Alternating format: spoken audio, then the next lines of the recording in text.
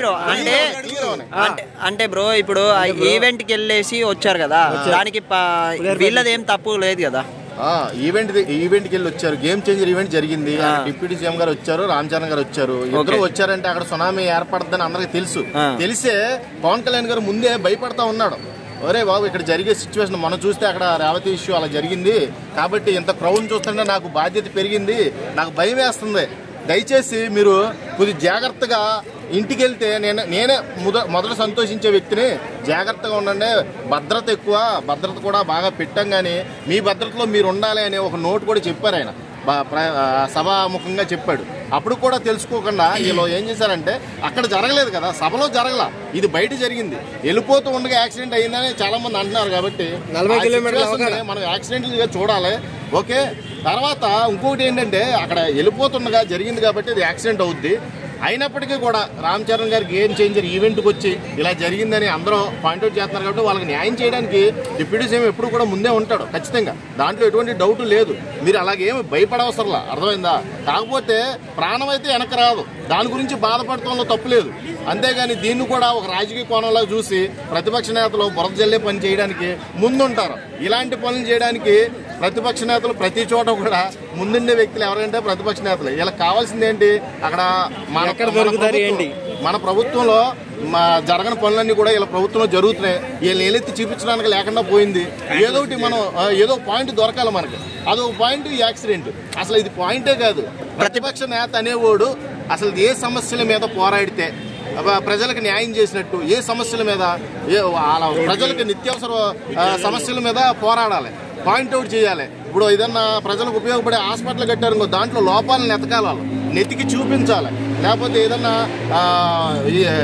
నిత్యావసర వస్తువులు ఏదైనా ఇచ్చే దాంట్లో లోపాలు ఏమైనా చూపిస్తున్నారనుకో ఇప్పుడున్న ప్రభుత్వం నిలదీయాలి. అది వాటి మీద పోరాడితే మంచిది. కానీ యువతకు ఉపాధి కల్పన కానీ ఏదైనా కానీ ఉద్యోగాలు ఇస్తా అన్నారు, ఇవ్వలేదు మీ ప్రభుత్వంలో, మా ప్రభుత్వంలో ఎన్ని ఉద్యోగాలు ఇచ్చామనో ఏదో పాయింట్ లేపి వాళ్ళని ప్రశ్నించాలి. కానీ ఇలాంటి చిన్న చిన్న పాయింట్ల ద్వారా కాదు. ఇది రాజకీయ కోణంగా చూడకుండా ఒక యాక్సిడెంటల్గా చూడండి. అయినప్పటికీ కూడా వీళ్ళు ఇప్పుడు అభిమానులు కాబట్టి అభిమానులను ఎప్పుడు కూడా అభిమానుల ద్వారా ఎంత ఎదిగారు కాబట్టి వాళ్ళ అభిమానులు ఎప్పుడు కూడా తక్కువ చూపు చూడరు, చిన్న చూపు చూడరు. వాళ్ళకి న్యాయం చేస్తారు, ఖచ్చితంగా న్యాయం జరుగుద్ది. అప్పటిదాకా వెయిట్ చేయాలి. అంటే బ్రో ఇప్పుడు ప్రతిపక్ష నేతలు మన రాంబాబు అనే వ్యక్తి 4 కోట్లు ఇవ్వాలి వాళ్ళ కుటుంబానికి 4 కోట్లు ఇవ్వాలి. రాంబాబు ఇప్పుడు కూడా తగాదాలకు ముందుంటాడు. కాంట్రవర్సీ క్రియేట్ చేయాలంటే అంబటి రాంబాబు తర్వాత ఏపీలో మనం ఆల్రెడీ చాలా చూసాం, చాలా మాటలు కూడా మిగిలారు. వాళ్ళు అలా మిగలడం వల్లే జనాలకు కూడా హిర్త పుట్టి ఈసారి పక్కన కూర్చోబెట్టారు. ఇప్పటికీ తెలుసుకోవట్లేదు. ఎప్పటికీ తెలుసుకోకుండా వాళ్ళకి ఏంటంటే ఏదో సిచ్యువేషన్, అది అన్ఫార్చునేట్ సిచ్యువేషన్ అని కూడా తెలిసి కూడా, అది యాక్సిడెంట్లు అని తెలిసి కూడా దాన్ని ఏదో రకంగా పాయింట్అవుట్ చేసి జనాల్లోకి తీసుకెళ్ళాలి. జనాల్లోకి తీసుకెళ్ళి వీళ్ళ మీద బ్యాడ్ ఇంప్రెషన్ క్రియేట్ చేయాలి. డిప్యూటీ సీఎం మీద బ్యాడ్ ఇంప్రెషన్ క్రియేట్ చేయాలి. డిప్యూటీ సీఎం ఊపు తట్టుకోలేకపోతున్నాం మనం చూస్తేనేమో షీజ్ ద షిప్ అని అక్కడ అక్రమ రవాణాని ఆపేశాడు.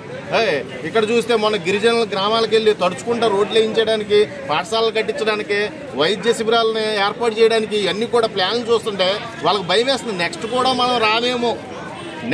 మనం రామేమో కాబట్టి మనం ఇప్పుడే ఏదైనా పాయింట్లు దొరికితే దాన్ని పట్టుకొని ఏలాడిపోతూ ఉంటే జనాల్లో కూడా బ్యాడ్ క్రియేట్ అయిపోతూ ఉంటుంది. వీళ్ళ ప్రభుత్వం డౌన్ అయిపోతూ ఉంటుంది. మనం అప్పుడు మళ్ళీ పుంజుకోవచ్చు అనే ప్రయత్నాలు తప్పితే అక్కడ జరిగిన సిచ్యువేషను అసలు రాజకీయానికి సిచ్యువేషన్కి సంబంధమే లేదు. అటువంటి సంబంధం లేని సిచ్యువేషన్ని వీళ్ళు పాయింట్అవుట్ చేసి పెద్ద భూతద్దం పెట్టుకొని దగ్గరగా చూస్తున్నారు అన్నమాట. అంత చూడవలసిన అవసరం లేదు. ఖచ్చితంగా ఇప్పుడు మనం వాళ్ళకి ఇచ్చే డబ్బుల గురించి మీరు మాట్లాడుతున్నారు. 1 కోటి రూపాయలు ఇస్తారా, 2 కోట్లు ఇస్తారా, 3 కోట్లు, ఎన్ని కోట్లు ఇచ్చినా వాళ్ళ ప్రాణం అయితే వెనక రాదు కదా. వాళ్ళ తల్లిదండ్రులు బాధనైతే మనం తీర్చలేం కదా. వాళ్ళకి జరిగిన అన్యాయాన్ని మనం ఫుల్ఫిల్ చేయలేం కదా. కాబట్టి డబ్బుతోనే కొనాలనుకుంటే వాళ్ళకి 10 నిమిషాల పని, అర్థమైందా? డబ్బులు ఇచ్చేసి చేతులు దులిపేసుకోవచ్చు. కానీ బాధ్యతాయుతమైన పోస్ట్లో ఉన్నాడు కాబట్టి డిప్యూటీ సీఎంగా ఆయన బాధ్యతకి ఎటువంటి మచ్చ లేకుండా ఖచ్చితంగా న్యాయం చేస్తాడని నేనైతే భావిస్తున్నాను. అంటే ఇప్పుడు పవన్ కళ్యాణ్ కూడా అన్నారు అక్కడ వచ్చేసి ఈవెంట్ ద్వారా కాదు, వాళ్ళు వస్తున్నటువంటి రోడ్లు సరిగ్గా లేవు అని చెప్పేసి అంటున్నారు. కానీ ప్రతిపక్షం వాళ్ళు ఏం చెప్తున్నారంటే రోడ్లు సరిగ్గానే ఉన్నాయి అని చెప్పేసి అంటున్నారు. దాని మీద మీరేమనుకుంటున్నారు? అసలు రోడ్లు కాదు మ్యాటర్, అక్కడ చనిపోయారు కదా యాక్సిడెంట్ అయ్యి. అంటే రోడ్లు బాగోలేదని ఇప్పుడున్న ప్రభుత్వంలో ఎవరో అలా మాట్లాడరు, అర్థమైందా? ప్రతిపక్ష నేతలు బాగున్నాయని చెప్పరు, అర్థమైందా? ఇది రాంగ్ స్టేట్మెంట్. నేను అక్కడ జరిగింది రోడ్ల విషయం వల్ల కాదు, అక్కడ ఏదో అన్ఫార్చునేట్ సిచ్యువేషన్ క్రియేట్ అయ్యి యాక్సిడెంట్లు అంటే మనం ఊహించం, మన చావుని మనం ఎప్పుడూ ఊహించలేం, అర్థమైందా?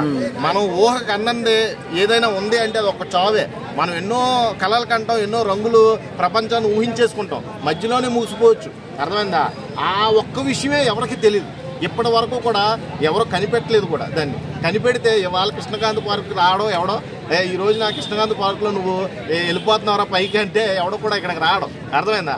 ఏ టైంలో అయినా సరే మృత్యు అనేది మనల్ని ముంచేస్తుంది. దానికి మనం కొన్ని జాగ్రత్త కూడా చాలా ఇంపార్టెంట్. మన టైం సరిపోయినప్పుడు ఎంత జాగ్రత్తగా ఉన్నప్పటికి కూడా మనం వెళ్ళవలసిన చోటుకి వెళ్ళిపోవాలి, అంతే. అది ఫైనల్గా ఇప్పుడు ఆ యాక్సిడెంట్కి కారణం పవన్ కళ్యాణ్ రామ్ చరణ్ ఈవెంటే అని అంటారా? కాదు, నేను ఖచ్చితంగా చెప్తున్నాను కదా, ఇది రోడ్డు మీద జరిగిన యాక్సిడెంట్ కాబట్టి వాళ్ళ కోసం వాళ్ళ అభిమానంతో వచ్చారు కాబట్టి బాధ్యత తీసుకుంటారు, తీసుకోకుండా అయితే ఉండరు. ఈవెంట్లో అయితే జరగలేదు, తొక్కిస్లాట్లో అసలు జరగలేదు కాబట్టి మీరు ఆ విషయాన్ని ఈ విషయాన్ని కంపేర్ చేస్తానంటే నేను ఒప్పుకోను.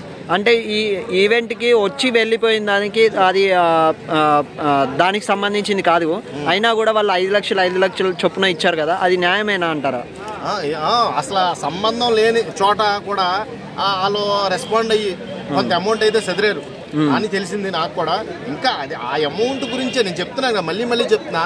డబ్బుల కోసమే వాళ్ళు ఎదురు చూస్తే వాళ్ళకి అది బాధనైతే తీర్చలేం కదా మనం, తల్లిదండ్రుల బాధను తీర్చలేం. డబ్బులు అయితే ఎంతైనా ఇస్తారు, అది 5 లక్షలే కదా, 5 కోట్లైనా సరే ఇవ్వడానికి సిద్ధంగా ఉంటారు. కానీ వాళ్ళ బాధనే వాళ్ళ రోదననే మనం తీర్చలేం కాబట్టి దాన్ని కొంచెం బాధగా ఫీల్ అయ్యి మాట్లాడుకుంటే మంచిది. అంతేగాని దీన్ని కూడా ఏదో పొలిటికల్ నేతలు ప్రతిపక్ష నేతలు ఎటకారం చేసినట్టు మనం కూడా ఎటకారంగా మాట్లాడుకుంటే సరికాదు. ఇది కూడా మంచి పద్ధతి కాదు. ఒక చావుని గౌరవించలేనుడు ఎప్పటికి కూడా మనిషి కాదు.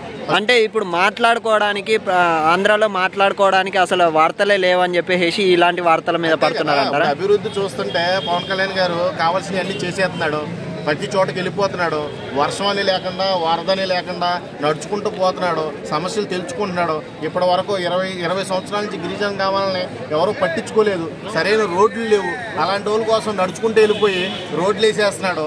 రేపొద్దున మన ప్రభుత్వం రాకపోవచ్చు, ఈ అభివృద్ధి చూసి మళ్ళీ వాళ్ళే రావచ్చు. మనం వీళ్ళని డౌన్ చేయాలంటే ఏదో సిచ్యువేషన్ దొరకాలి మనకి, ఆ సిచ్యువేషన్ కోసం వెయిట్ చేస్తున్నారు.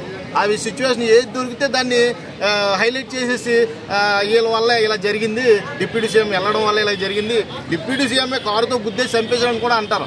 ఓకే, అర్థమైందా? ఎందుకంటే వాళ్ళకి ఏ పాయింట్ రేస్ చేయాలన్నా దొరకట్లేదు. సరైన పాయింట్ దొరికితే రేస్ చేద్దామని చూస్తున్నారు కానీ ఏ పాయింట్ దొరకట్లా. ప్రభుత్వం అంతా అభివృద్ధి పదంలో ముందుకు వెళ్ళిపోతూ ఉంది కాబట్టి ఇలాంటి బురద చల్లే చేష్టలన్నీ జరుగుతూ ఉంటాయి. ఇది పొలిటికల్ గా చూడొద్దు, ఇది రాజకీయ కోణం, దీంట్లో అసలు ఎంటర్ అవ్వద్దు. ఫస్ట్ ఆఫ్ ఆల్ ఒక అభిమానిగా వచ్చి అభిమానులు గాలిలో కలిసిపోయారంటే దానికి ఎవరైనా బాధపడతారో, ఖచ్చితంగా డిప్యూటీ సీఎం గారు రామ్ చరణ్ గారు కూడా బాధపడతారో, దానికి తగ్గ న్యాయం చేస్తారో. వాళ్ళకి ఆయన డిప్యూటీ సీఎం పొజిషన్లో ఉన్నాడు కాబట్టి, పెద్ద పోస్టులో ఉన్నాడు కాబట్టి, వాళ్ళ ఫ్యామిలీలో ఇంకెవరైనా కుటుంబ సభ్యులు ఉంటే వాళ్ళకి ఉద్యోగాలు ఇవ్వడం కానీ లేకపోతే సాయం చేయడం కానీ, వాళ్ళ ఆర్థికంగా నిరుద్యోగులు అయితే ఉద్యోగాలు కల్పించి ఏదో రకంగా ఆదుకుంటాకైతే ముందుండే వ్యక్తి కూడా అలాగనే రాజకీయాల్లోకి వచ్చాడు. జనాల కోసమే రాజకీయాల్లో ఉన్నాడు కాబట్టి ఎప్పటికీ ఖచ్చితంగా ఆయన కావలసిన మనిషే, అందరికీ జనాలకు కావాల్సిన మనిషి కాబట్టి జనాల గురించి ఎప్పటికీ ఆలోచిస్తూనే ఉంటారు. ఫైనల్గా మీరు ఈ ఇన్సిడెంట్ బేస్ చేసుకొని ఫైనల్గా ఆడియన్స్కి మీరు ఏం చెప్పాలనుకుంటున్నారు? ప్రజలకి నేను చెప్పేది ఒకటే, ఎక్కడికి వెళ్ళినా, ఒక ఈవెంట్లకి వెళ్ళినా లేకపోతే ఏదైనా సెలబ్రిటీ మీటింగ్స్కి వెళ్ళినా ఒకటే పదే చెప్పాడు కూడా పవన్ కళ్యాణ్ గారు కూడా, మీరు మీ భద్రత ముఖ్యం నాకు, మీరు ఇంతమంది క్రౌడ్ వచ్చేస్తే నాకు అనిపిస్తుంది అలాంటి సిచ్యువేషన్ మళ్ళీ రిపీట్ అవుద్దామో, మీరు జాగ్రత్తగా ఉన్నానని పదే చెప్పాడు. జాగ్రత్తగా అక్కడ ఉన్నప్పటికీ కూడా బయట జరిగిన సిచ్యువేషన్ కాబట్టి మనం ఏమీ చేయలేము. ఓకే అండి.